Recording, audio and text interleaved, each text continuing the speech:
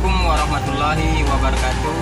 Kembali lagi dengan saya Dasrial beserta Latsar CPNS 2021 Angkatan 19 Kelompok 1 akan mereview kembali tentang pembelajaran komitmen mutu.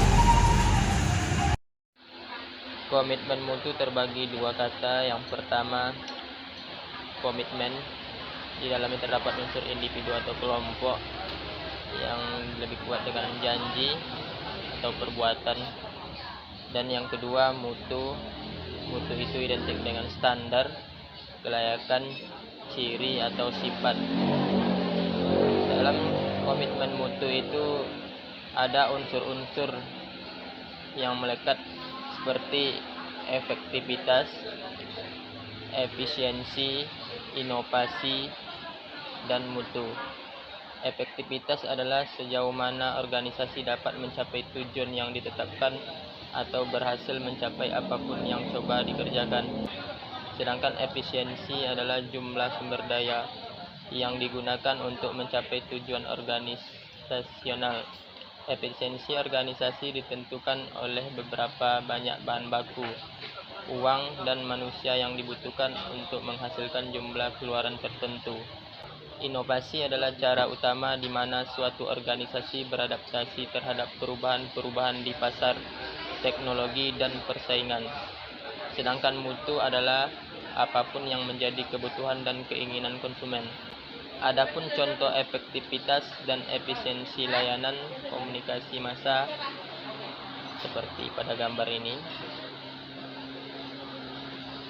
Keterkaitan birokrasi dengan komitmen mutu, yang pertama kasus korupsi, yang kedua rutinitas pelayanan yang kurang baik, yang ketiga ketidakpuasan mutu pelayanan aparatur, dan yang keempat sarana dan prasarana yang di bawah standar dan terbengkalai.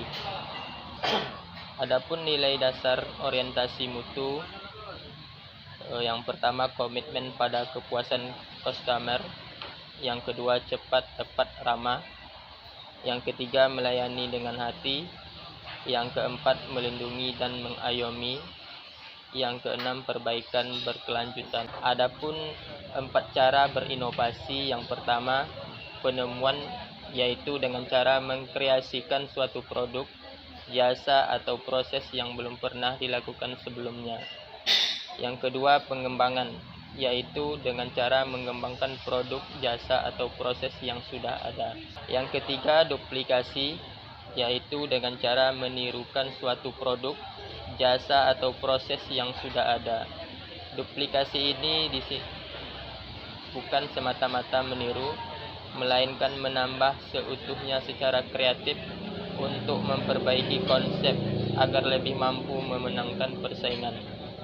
Dan yang keempat dengan cara sintesis, yaitu dengan cara perpaduan konsep dan faktor-faktor yang sudah ada menjadi formulasi baru.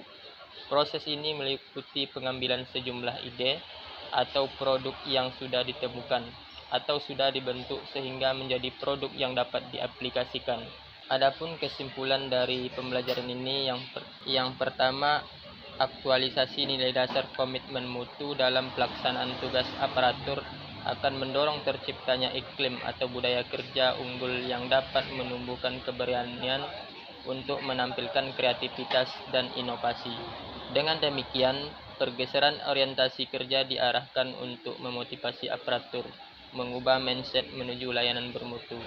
Yang kedua, orientasi kerja bukan pada kewajiban menjalankan rutinitas kegiatan, melainkan pada semangat pengabdian untuk memberikan layanan publik yang terbaik dan siap menghadapi berbagai kendala. Yang ketiga, orientasi aparatur bukan dilayani, melainkan melayani. Yang keempat, fokus kinerja aparatur adalah untuk melayani publik. Yang kelima, kewajiban aparatur adalah memberikan layanan publik yang adil dan bermutu untuk membangun kepercayaan masyarakat terhadap pemerintah.